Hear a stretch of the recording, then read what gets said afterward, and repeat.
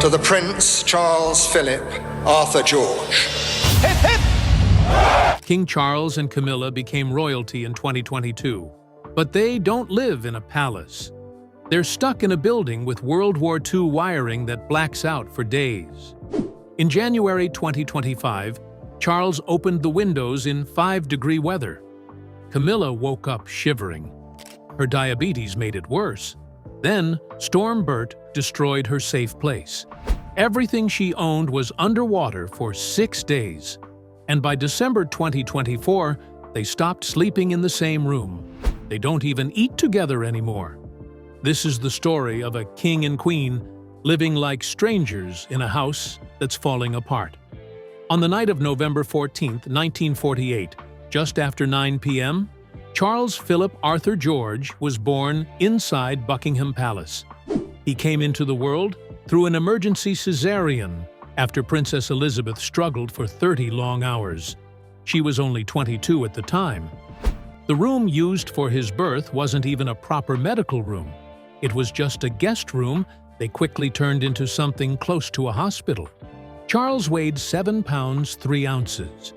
When Prince Philip saw him, he quietly said the baby looked like a plum pudding. But something strange happened that night.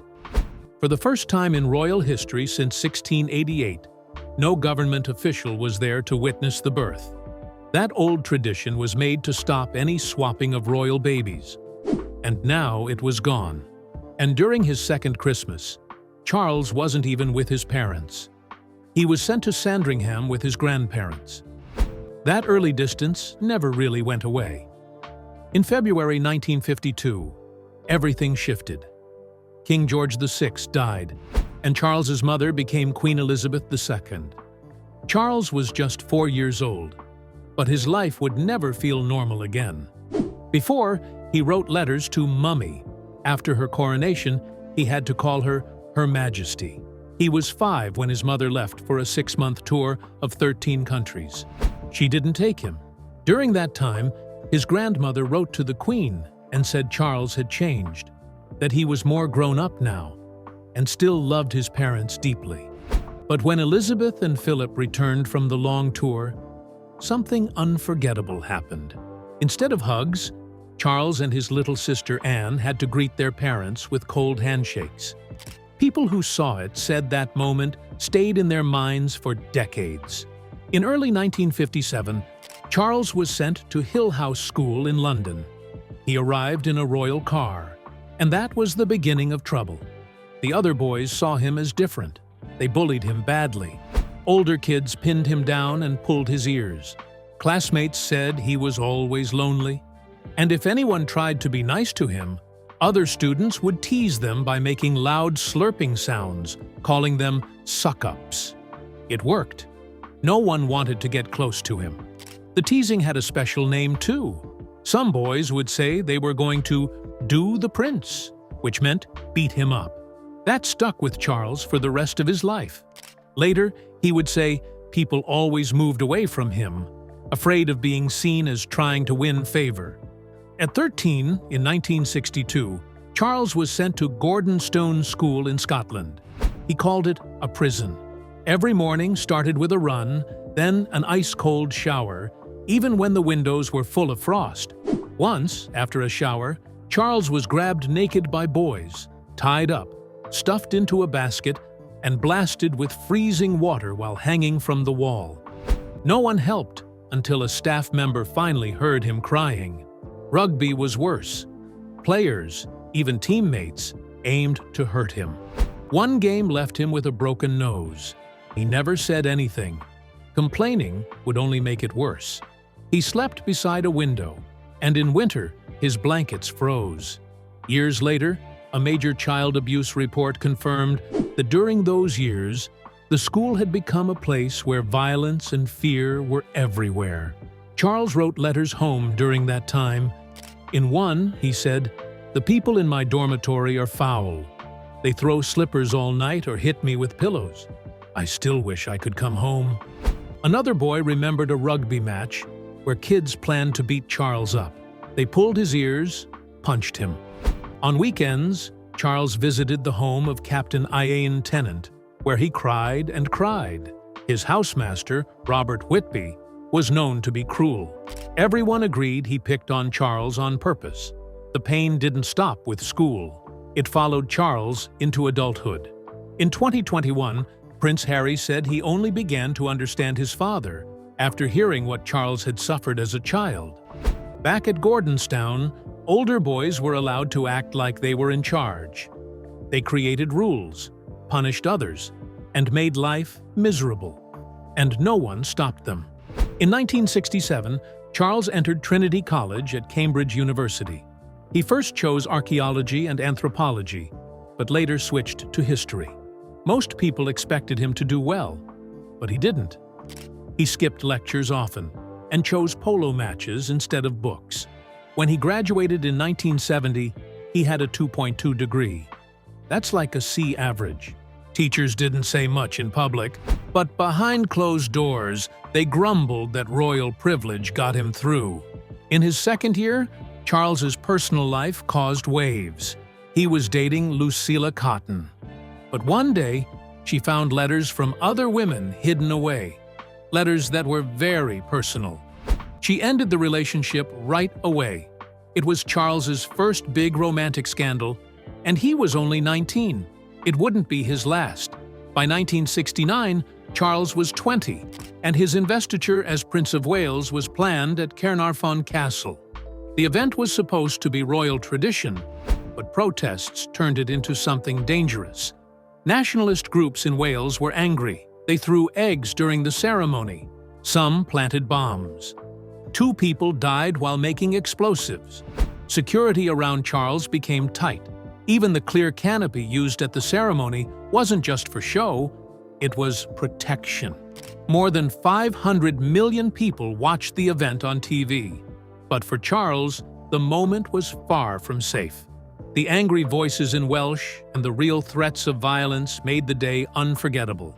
One event in 1994, many years after his training, almost stayed hidden.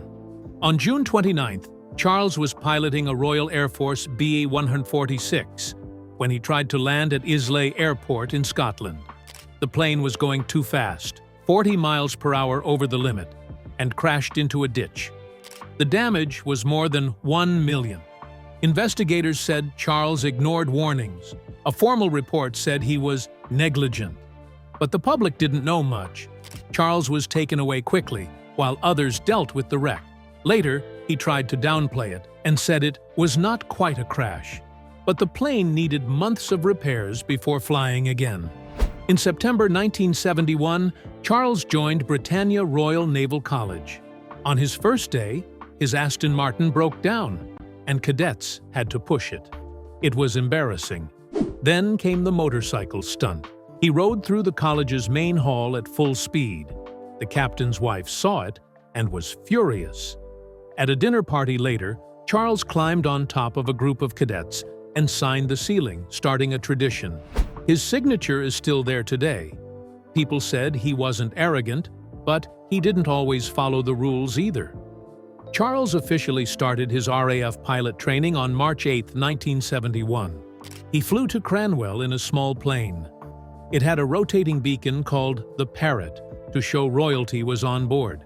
His instructor said Charles learned quickly and focused hard. Once, during a lesson, he was told to relax. He responded by singing a song mid-flight, breaking the tension.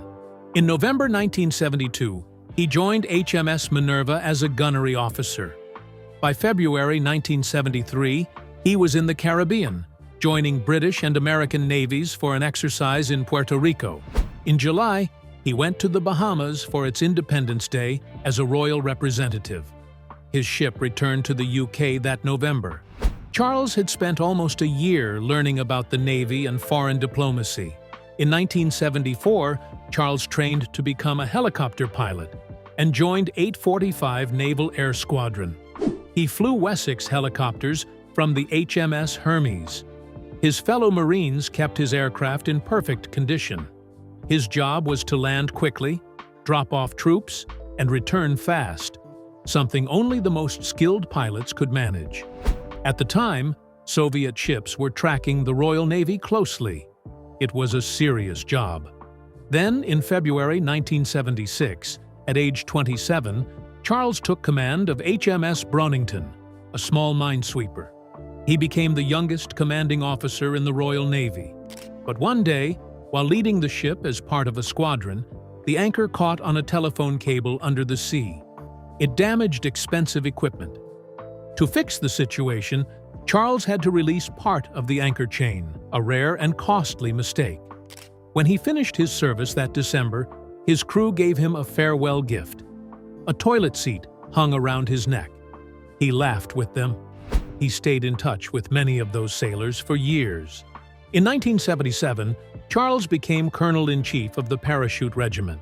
He wanted to go through real parachute training so he could understand what his soldiers faced.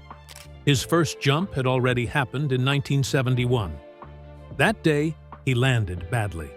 His legs got tangled, and he had to be pulled out of the water by Marines. But in 1978, he returned to do it right. He trained with Course 841A at RAF Bryce Norton. It wasn't easy, but he didn't give up. That jump showed how Charles was always trying to do more than just wear a title. He wanted to prove he could endure what others did. Camilla Rosemary Shand was born on July 17, 1947, in London. From the outside, her family looked like part of the British upper class. Her father, Major Bruce Shand, had served in the war and earned medals. But that life didn't come with enough money. Military pensions couldn't support the lifestyle people expected from them. So he had to work in the wine business in Mayfair just to keep things running. This mix of wealth on paper, but pressure behind closed doors, shaped Camilla from a young age.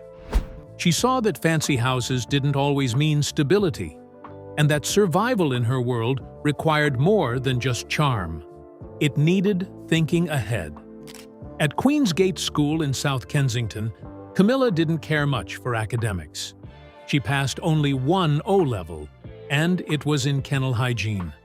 But she had something else: boldness. She was loud, funny, and didn't pretend to be someone else. During her time at finishing schools in Switzerland and France, she would tell classmates to bow to her because, as she put it, her great-grandmother had been the mistress of the king. She was referring to Alice Keppel, who had a well-known affair with King Edward VII. Camilla loved saying things that made others uncomfortable, and by her teens, she was already moving through the elite social circles. Boys liked her, and she knew how to hold a room. That confidence would become one of her strongest weapons. In 1970, when she was 23, Camilla met Prince Charles, who was 22. People used to say they met at a polo match, but it was actually at the home of a friend, Lucia Santa Cruz. From the very first conversation, Camilla made her mark. She looked him in the eye and said, "My great-grandmother was the mistress of your great-great-grandfather. I think we have something in common." She wasn't shy, and Charles noticed. Their connection was quick and intense. They met often at polo matches and clubs like Annabelle's in Berkeley Square. Everyone around them knew something was going on, but most thought they were just too young for anything serious. Still, there was something undeniable between them. In 1973, Camilla married Andrew Parker Bowles, a cavalry officer who had dated Princess Anne. On the surface, it looked like a strong match. Even Prince Charles attended the wedding and gave her a bracelet. But the truth was different. Andrew was known for cheating, and their marriage ran on quiet understandings.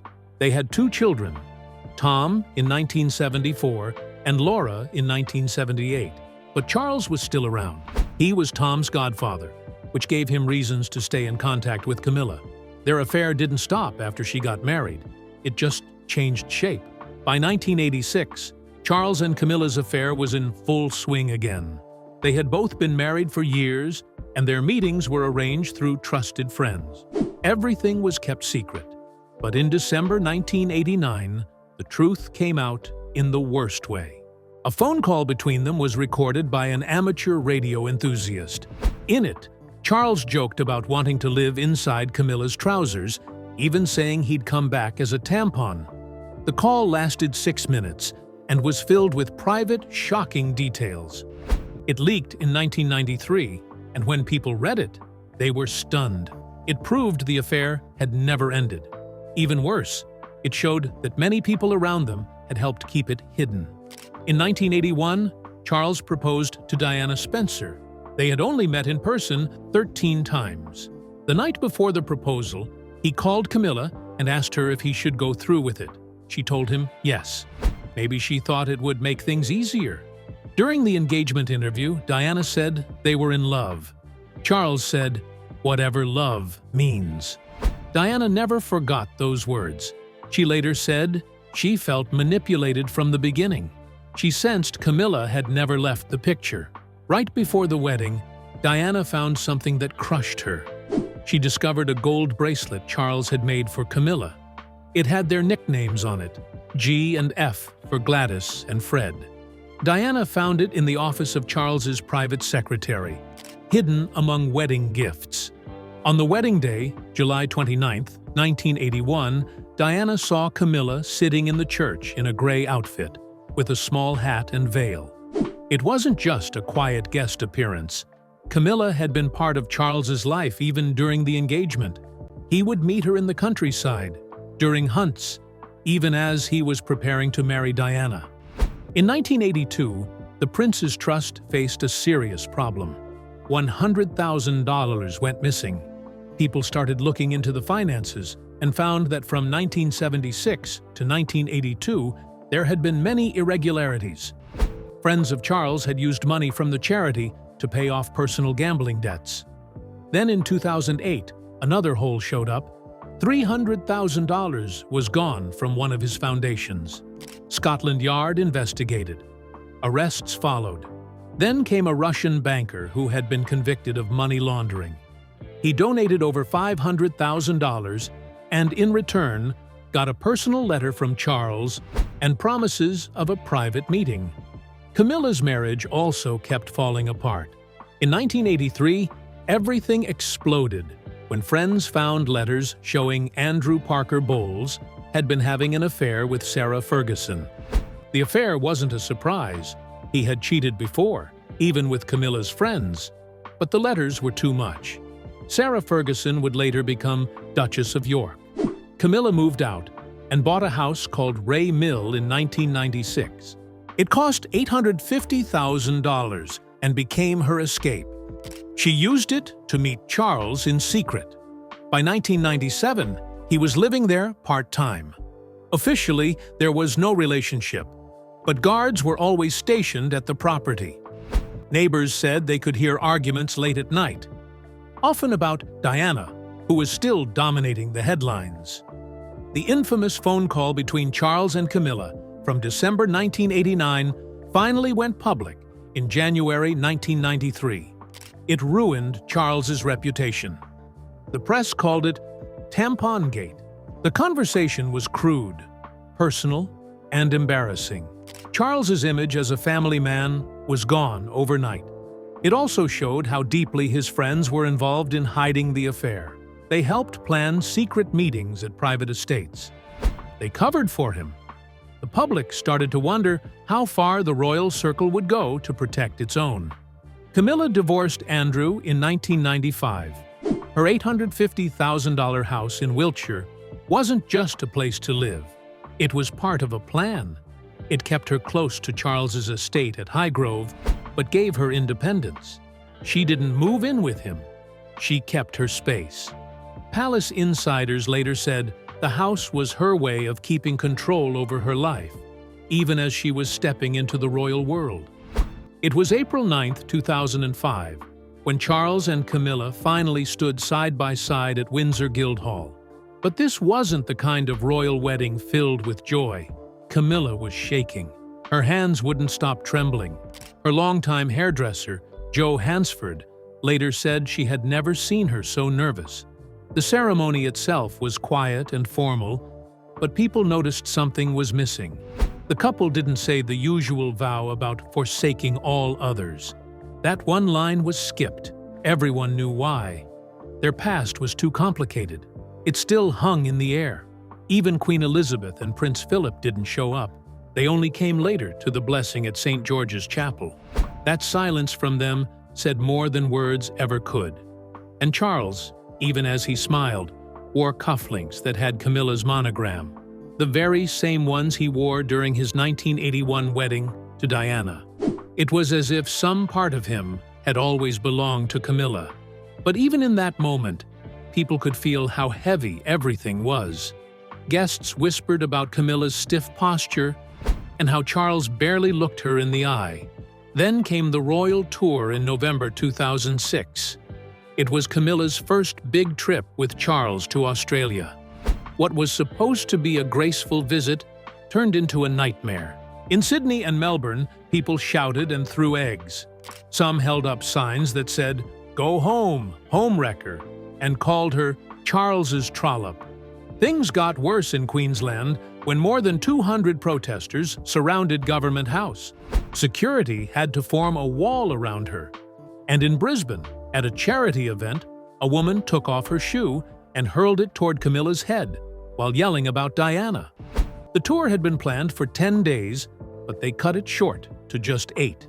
Headlines the next day read, "Camilla gets the boot." Charles, behind closed doors, was furious. He told aides she was more royal than any of them, but the public wasn't convinced. In 2012, things took another turn. Camilla was working with her osteoporosis charity when she accepted a $20,000 donation from a man named James Reynolds Sr.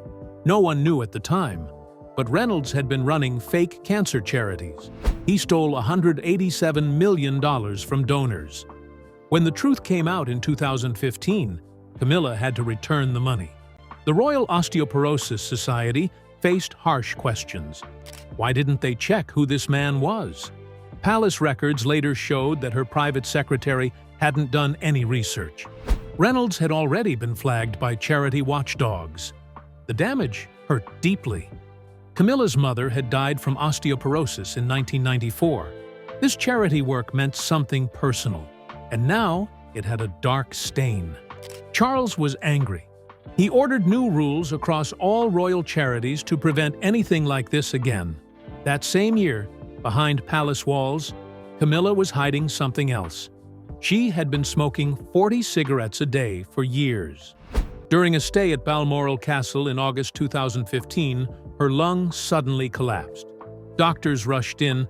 It was a spontaneous pneumothorax. They kept it quiet. But months later, it leaked. Charles was livid. He had begged her to stop smoking, but she hadn't listened. Royal biographer Brian Hoey once wrote that palace staff had to place silver cigarette boxes in every room just for her. Her son, Tom Parker Bowles, even admitted the stories were true. She drank gin and smoked constantly. Medical records showed she had been hospitalized for smoking-related issues before, but the public never knew. Doctors warned her again. If she didn't quit, it could kill her. By 2018, Camilla got involved in the Duchy of Cornwall's land decisions. What followed became one of the worst scandals of her royal life. In Cornwall, 50 tenant families were forced to leave their homes. They'd lived there for generations, some since the 1940s. But they were told to pack up in just 60 days. Why? To make room for luxury homes worth more than $200 million. And Camilla was at the center of it. She had signed off on the plans. She even attended meetings with the developers. Charles wasn't sure at first, but Camilla pushed it through. The families fought back. They filed a class-action lawsuit. In leaked emails, Camilla had written, "These people have had their time. Progress demands sacrifice." Protests erupted outside Clarence House. Some families camped out for 3 days, demanding justice. Then, in 2022, the Queen died. Charles became king at age 73. But from the start, there was trouble. His first speech didn't mention Camilla as queen consort. People noticed. Polls showed only 14% supported her in that role. Inside the palace, chaos broke out. They had to issue 3 statements in just 72 hours to fix things. A leak revealed that Charles had wanted to keep Camilla as princess consort, despite the Queen's wish during her jubilee. Things got worse when President Macron of France privately told Prime Minister Trudeau he doubted Charles's ability to rule. On September 10th, Charles held his first Privy Council meeting. It lasted only 12 minutes. He walked out midway. People started whispering. Then came 2023. On May 6th, during his coronation, something almost tragic happened. Just after he was crowned, Charles collapsed backstage. 10 aides saw it happen. He was out for 47 seconds.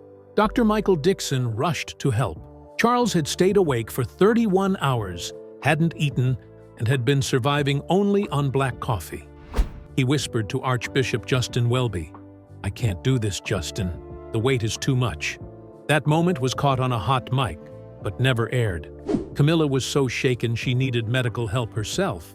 The rest of the coronation continued, but Charles looked pale. 2 ushers had to quietly support him for the next 90 minutes. By 2024, things were getting harder. Charles was diagnosed with cancer. Camilla didn't want the public to know, which led to a fierce 90-minute argument between them at Clarence House. 4 staff members witnessed it. Then, at a state dinner for President Macron, Camilla made things worse. She mispronounced president as president. French diplomats winced. It got worse when she called the Algerian ambassador "Your Excellency" from that other North African place. France pulled back their ambassador for a time. In March 2025, Charles had to cancel 4 appearances because of treatment side effects. Camilla showed up alone. Whispers spread fast. The staff at Highgrove couldn't take it anymore. From 2022 to 2025, 11 out of 12 gardeners quit. In July 2025, the head gardener left after Charles shouted at him over a single wilted rose. He left a letter saying the king's obsession with perfection was unbearable. Charles had even fired someone for failing a quiz about Himalayan blue poppies. One memo about peaches ran 847 words. Staff were exhausted. Charles wanted to replace them with senior citizens or Ukrainian refugees. People said he didn't understand what real work looked like. At the same time, Camilla was spending money fast. Her $500,000 renovation at Ray Mill House spiraled out of control in 2025. She secretly approved $127,000 of Italian marble without telling Charles. That led to the worst fight of their marriage. Charles had to buy the next-door Old Mill property for $3.8 million just to stop wedding parties from ruining their peace. Then Camilla asked for a $200,000 library at Buckingham Palace. Charles exploded. A nearby Airbnb project pushed him over the edge. He took away her access to their Duchy of Lancaster accounts and gave her a monthly limit of $50,000. Camilla was humiliated. Since 2022, they had been stuck living at Clarence House. Buckingham Palace renovations kept getting delayed. The 1827 residence had Wabidupur-era wiring and frequent blackouts. One blackout in December 2024 lasted 18 hours. It was freezing. Charles had to move his office to the same room he was born in back in 1948. Asbestos was found in the palace walls. The whole project was pushed back again. The royal couple felt like guests in their own kingdom. And every morning, it got worse. Charles insisted on opening windows, even in the middle of winter. Temperatures dropped to 5 degrees Celsius in January 2025. Camilla, dealing with diabetes and poor circulation, woke up shivering. She wrote to her sister saying it felt like living outside. Rainstorms even damaged $2.3 million worth of antique furniture because Charles wanted fresh air. He couldn't feel the cold anymore. Cancer treatments had changed his body. In November 2025, Camilla's safe space was destroyed. Storm Bert flooded her Ray Mill house. The water stayed for 6 days. Her vegetable garden was gone. Family photos, her grandmother's piano, everything was lost. The damage was $400,000. She needed therapy after that. For months, she couldn't return to her weekly visits. Insurance delays made things worse. Experts warned this kind of flood might happen every year now. By late 2025, both Charles and Camilla were struggling. His hands trembled so badly that aides had to steady him in public. He canceled 23 events between March and September. Camilla's feet were in constant pain. Her bunions and damaged toes made it hard to stand. She wore $3,000 orthopedic shoes. She fainted at a garden party and missed 3 events. Their doctors visited daily. Medical bills crossed $180,000 that year. They no longer even slept in the same room. Since December 2024, they lived in separate wings of Clarence's house. Meals were scheduled so they didn't have to see each other. Charles even soundproofed his office. He said he needed quiet to heal, but he was really pushing her away. Their 20-year marriage had become 2 people living in silence, side by side, but never truly together. Royal biographers now say the story of Charles and Camilla isn't just about love or scandal. It's about 2 people slowly drifting apart under the weight of a crown neither of them ever fully wanted.